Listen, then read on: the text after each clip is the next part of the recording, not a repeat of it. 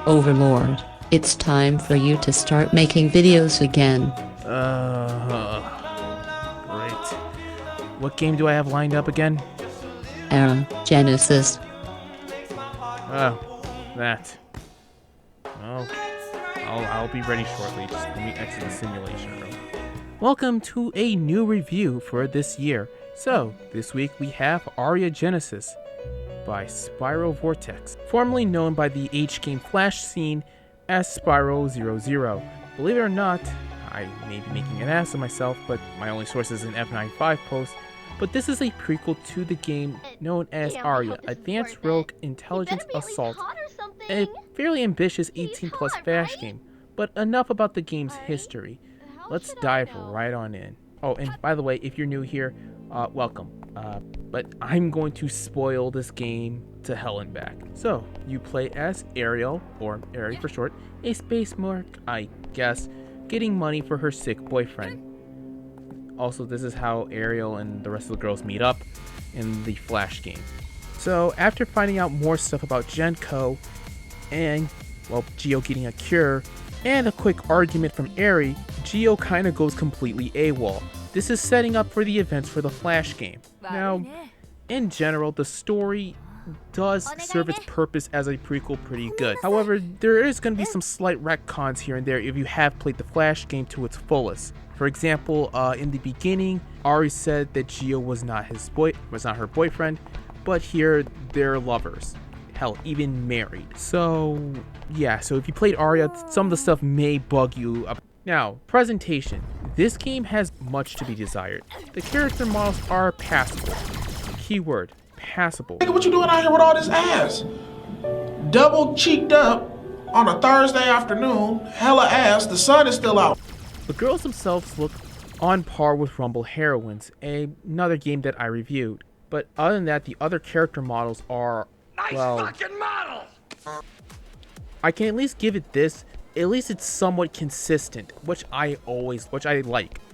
This is something I'll probably discuss later on by its own topic. However, the environment is, I'm gonna say it's not exactly memorable. I'm gonna be perfectly honest with you. The cities itself was kind of generic cyberpunk, nothing special. And there is an occasional alien planet, but that's really it. Like I said, the environments are kind of nothing to write home about. However, I gotta admit, they did put some effort into the audio. The music is a nice, well, electronic music. Something I wouldn't be listening to outside of the game, but I can at least say they at least put some effort into the music and the sound. The guns actually sound pretty appropriate. But we'll talk about the guns when I talk about gameplay. And I also like the death cries of the fodder enemies as well. Also, quick question. Are Japanese voices cheap or something? But overall, meh visuals, decent audio. The gameplay. To describe the gameplay in this game is subpar is an understatement. Believe it or not, but this game has not one, not two, but 6 if you're including the ship levels playstyle. And trust me, we'll talk about the ship levels later. So each girl has their own weapons, but for the most part, like I said, you'll be playing as A.I.R.A. The gunplay previously mentioned sounds pretty solid, but down and feel for actual decent function. Nearly all your weapons kind of deal piss poor damage. Giant robots, I'll somewhat give it a pass, but for regular fodder enemies, come on, it shouldn't take me this much ammo. Also, I'm either aiming for their heads or the center of mass. There is this one mission where you're supposed to snipe them as Fia. However, the alien's weak point is at the soft underbelly, making being on top of a rooftop completely pointless. So I just used the rocket launcher. So yeah, the gameplay is somewhat decent foundation-wise, but yeah, subpar. So I decided to bring back another dead gimmick for this channel, MR.OverLord Fixes. Keep in mind that this segment is meant to be just a series of suggestions. Rather the dev takes it or leave it, it's all on him. So, for starters, let's make the HUD a little bit more customizable, such as changing the size, where it is, whatever. For me, this is just a preferential one because when I was recording, I could barely see my health, because I have this big ass tablet in the way. Next, let's have the weapons do a little bit more damage and have a little bit more punch. Also, let's have a scroll wheel for you to switch your weapons. You can keep the weapons number binded as well, but this is just a little bit more reliable for a good amount of people. Or add a weapon wheel. Press whatever button, I'm just going to use Q for an example, and have it be slowing down or just stopping time, and I can just select my weapon like some other games do. Let's also give some of the enemies pain states as well, because they keep coming after you even if you're shooting. Also, let's add a script or a state of action after cutscenes, so that way nothing unintended happens. Like legit, I'm not joking, the amount of times that happened to me, I could still control my character in the middle of a cutscene. That is not really acceptable. Next is, I want to switch characters. Press a button. If I don't feel like playing as A.I.R.A, I'll switch to Bree. Or hell, you can make a few enemies that can be exclusively taken down, like some other games. Cold Lyoko Quest for Infinity is one of them. Some enemies require a sword or other kinds of methods. Or, for example, some ranger shitters constantly fucking you over, so you can get Fia to make them curse the day that they ever pick up a sniper rifle.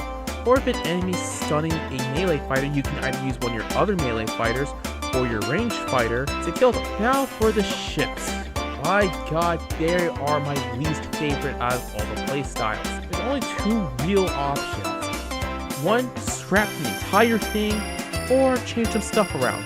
For example, let's have when you move the mouse, instead of having you tilt the ship, you can change the camera or the targeting reticle, or hell, have a switch, you have a keybind that can switch any of these states. Say like T, I can change my targeting reticle. T, I can now do barrel rolls.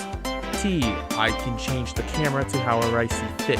Another one is I would like to see any kind of sharp turns button, or better yet, just use Star Fox 64 as a general reference on how you want to do air combat. Next is, I want to see more planets, really, to be honest with you, especially the alien planets if you do intending on adding more. Just those two levels broke the constant cyberpunk city.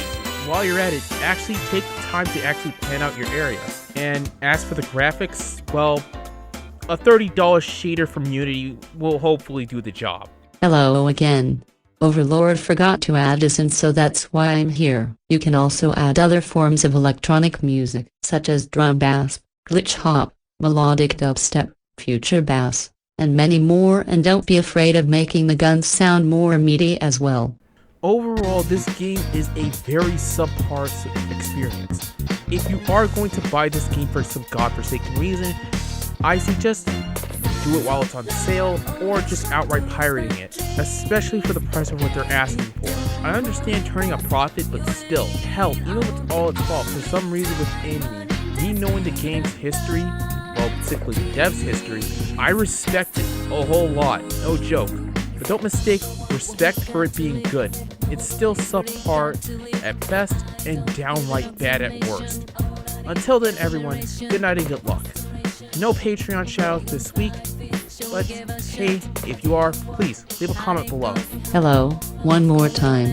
This video took Overlord nearly the entire weekend working on this, mostly drawing the video assets, mostly because he's goddamn stupid to make them beforehand. So please like, share it with your friends and subscribe for more. Hopefully next time it won't take him this long.